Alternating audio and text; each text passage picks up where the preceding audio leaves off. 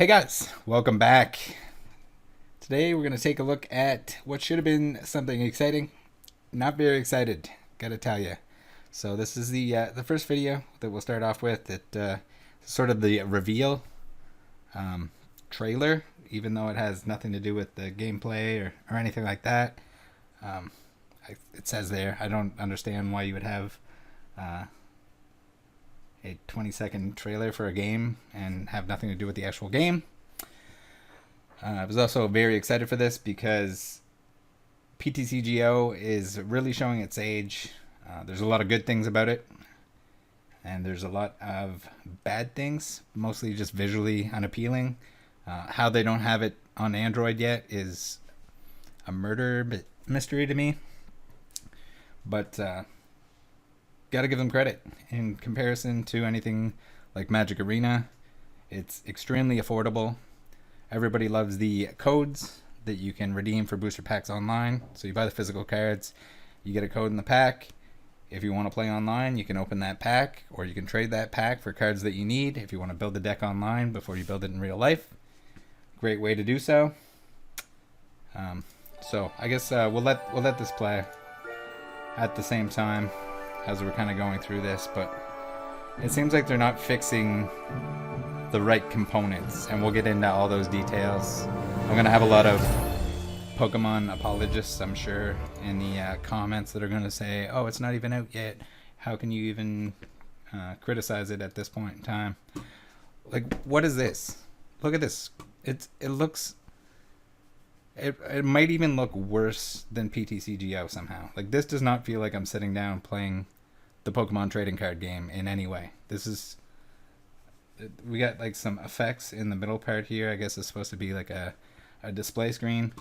I never really understood how in PTCGO how Pokemon didn't want to use their IP. Like, why can you not select a character that looks like a character from the anime or anything like in the games or anything else? They have these now extra 3D goofy models of customizable characters that I kind of even think look worse than the ones that are in PTCGO. They don't look as bad, I guess, in the larger screen that has been shown, but they look pretty creepy here. I don't know. This doesn't make any sense to me.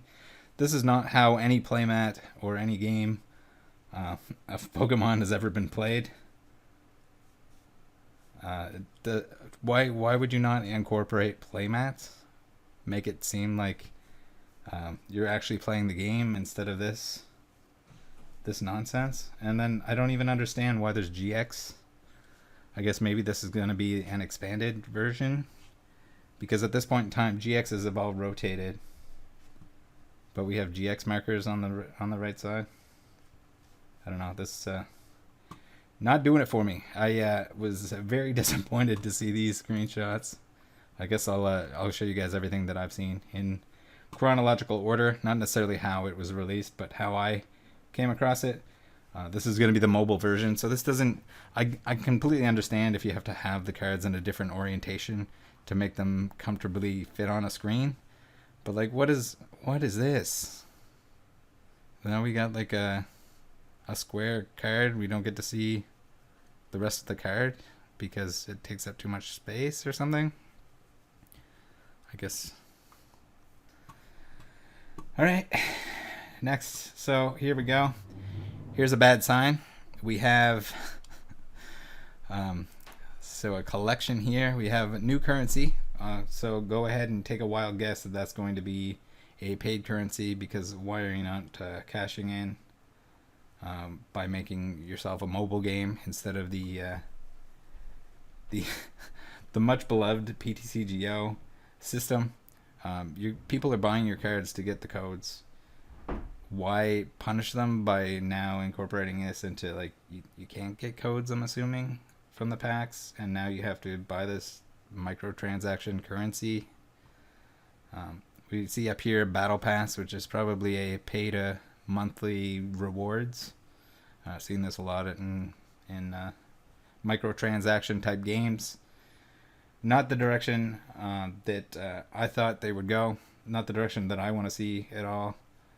This is dumb. So instead of making the game look good, and with a system that already works really well, basically just needed a visual update more than anything. We don't get a visual update. We get this trash along with like ways to pay money for it instead of the classic system that they've done for years, which I thought was brilliant to get more people to play the game. Just the ease of entry, and when people don't know how to play the game, this is a good way for them to learn how, especially if you relaunched it as a much more stunning client. But like, how many people are going to go? This is going to turn into like some kind of Hearthstone Magic Arena kind of situation where I think there's going to be way less players compared to when it was PTCGO. So here we go. You can look at your digital collection, which is, I guess, something. Never really. So this email was sent out. I didn't get one, but someone was kind enough to forward it to me. Thanks, Saber, for that. So here we go. We got coming soon. We got these goofy 3D models. We got a extra mobile action. So here we go. Build powerful decks. Yeah, that's all stuff that we already had. We got this. I don't know. You can download an APK to play PTCGO on mobile, and it works fine. I mean, maybe if you have a really tiny phone, but I don't think those even really exist at this point. Everything's getting larger in terms of your smartphones. So to like cram everything the way that this is crammed in doesn't make any sense to me. Like, turn your phone sideways and use it that way. Looking over the table. So here we go. We get the website. So the characters don't look too bad there, but like, what is this? Why? They don't even need to be 3D. Just make them Pokemon style characters. Even if you selected from Pokemon characters and use them as your avatar, that would be fine. I guess they won't be able to sell track dance, Pokeball track dance in the store. So here we kind of see the action crap that's going on in that honeycomb area. And great, better graphics or effects when you use a lightning type Pokemon or when you evolve or whatever. Great, I'm all for that. But I mean, what is this other stuff? Like, you can't even say that it's like leaps and bounds ahead and like a beautiful product. And I know someone's gonna say, "Oh, it's not out yet. Maybe it'll look way better." Chances are this is very close to what it's going to be when it comes out. There's no release date yet, I don't think. But all right, here we go. Profile, your decks, everything else. We'll get into the actual details here at the end. So free to play, very cool.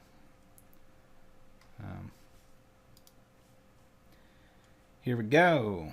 So Cerebi.net is telling us that players will not be able to trade cards within Pokemon Trading Card Game Live, and the game will only support Lost Thunder onwards at launch, but cards back to Black and White will be added in future updates. So there's a couple issues with this. First off, you won't be able to trade. It's called Pokemon Trading Card Game Live, and you won't be able to trade the cards. The biggest thing with this over other card games online was the fact that it was awesome that you could trade. You can open a pack that you get for free with a booster pack that you purchase in real life, or if you have friends that don't play online, they'll probably give you your codes, or you can purchase them on the secondary market very inexpensively.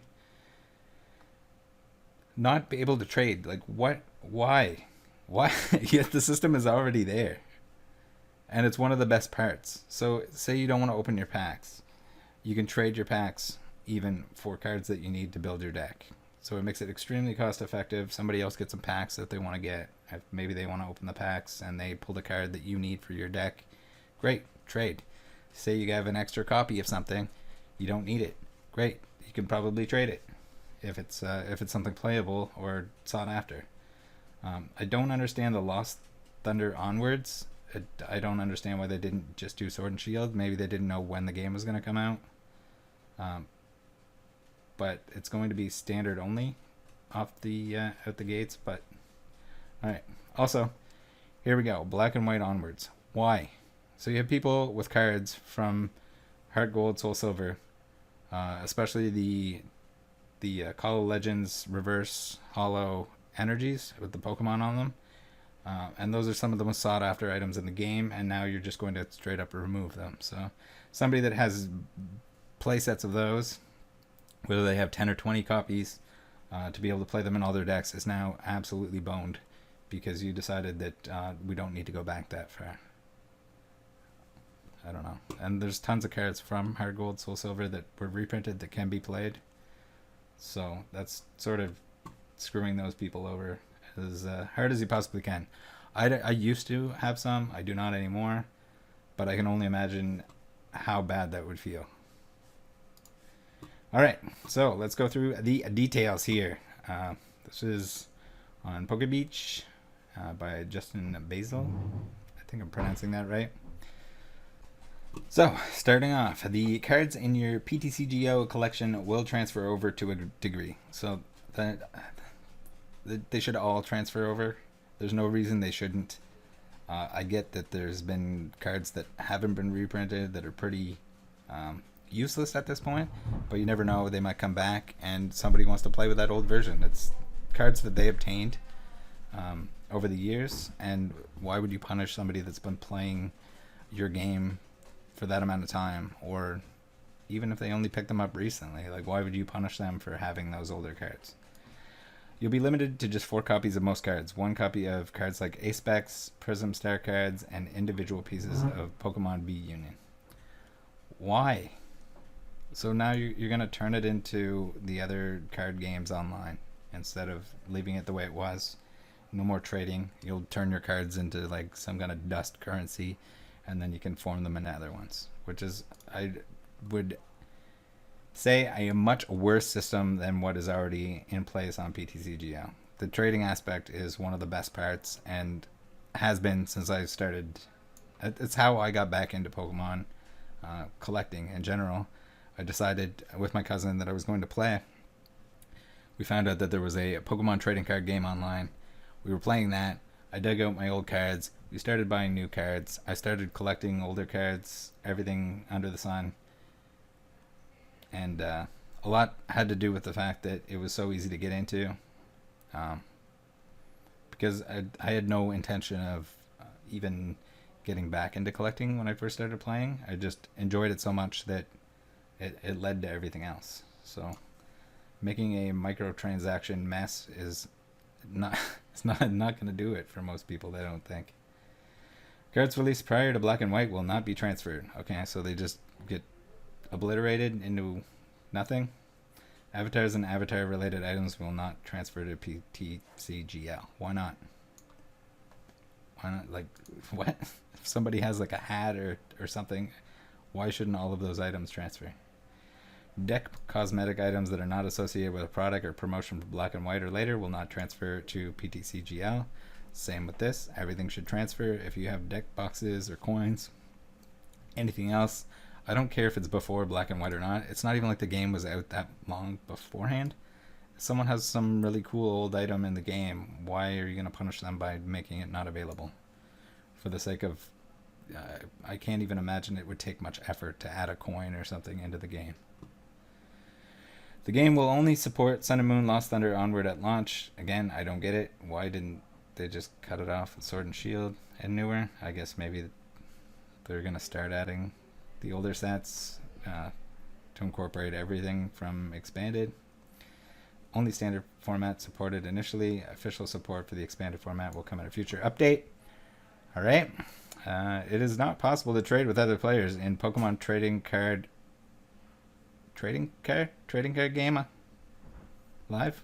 Instead, you unlock cards in game, and extra copies of cards are converted into credits. Get ready to put your credit card in. One of the game's 3 currencies that can be redeemed for single cards to add to your collection. Cool. Coins are used for cosmetic items like apparel and emotes for a player's avatar, deck boxes, and card sleeves. Cool. They also should be used for packs the way they are right now. So if somebody is playing the game, they get rewarded by having more packs in game. And I don't even mind the fact that the stuff that you unlock with coins are non-tradable, so you basically just have to open those packs, but it's still something to play towards other than the ladder rewards. Crystals, the third currency, can be used to earn booster packs, promo cards, and special in-game bundles. Crystals can also be used to upgrade your experience to the Premium Pass or Premium Pass Plus. So here we go. We got our money currency here with crystals. So guess what? You're buying booster packs now, and then it's basically Hearthstone. Players can play daily quests to level up their battle pass and unlock new rewards. 2 new quests will be available to players each day that will reward players with experience, progression, and quest rewards. Progressing in the battle pass ladders will unlock cosmetics, booster packs, and other items. Yeah, that sounds like every other mobile game right now. Players will be given 8 free pre-constructed decks to begin their experience with PTCGL. Yeah, I mean that's always been a thing. There's always the pre-constructed decks in PTCGO, so that's nothing new. Both ranked and casual play are supported in the client, and players will be pitted against players of similar skill in online matches. I think ranked was something that definitely could have been added to PTCGO. Have some sort of ladder ranking so you can sort of see that you're progressing. There's already a hidden MMR, so you're going to play against people that are similar skill level. And I think there might be like a light refresh or some association with whatever deck you're playing. Players will be able to customize their avatars in a number of ways, including skin tone, hair color, style, and eye color. Players will also be able to change their avatars, clothing, accessories. That was already a thing. It was just less of a 3D claymation. I don't even know that, like, the animations don't even look like they're from 2021. They look a whole lot like late 90s or like 2000s or something. Players' friends list will not transfer from PTCGO. Why not? No in-game chat feature. Well, there isn't really anyway in PTCGO other than being able to send messages once you're friends. User-created decks will not transfer to PTCGL. Again, why not? I don't have any real connection to the decks that I have constructed, and I'm sure if I really wanted to, I could go back and rebuild them.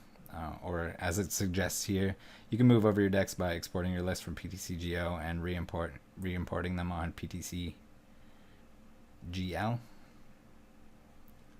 If you really can't remember what you're playing, or if you have a bunch of decks, I'm sure some people, the true hardcorest of hardcore, probably make everything that's playable in a certain format or in the current format. And I think they're going to be punished the most with this change from online to live, which is I don't even know why you would change the name other than the fact that you want to try to monetize it, I guess. An official site has been launched for PTCGL. Yeah, it's really special. There's also an official support page on Pokemon's website.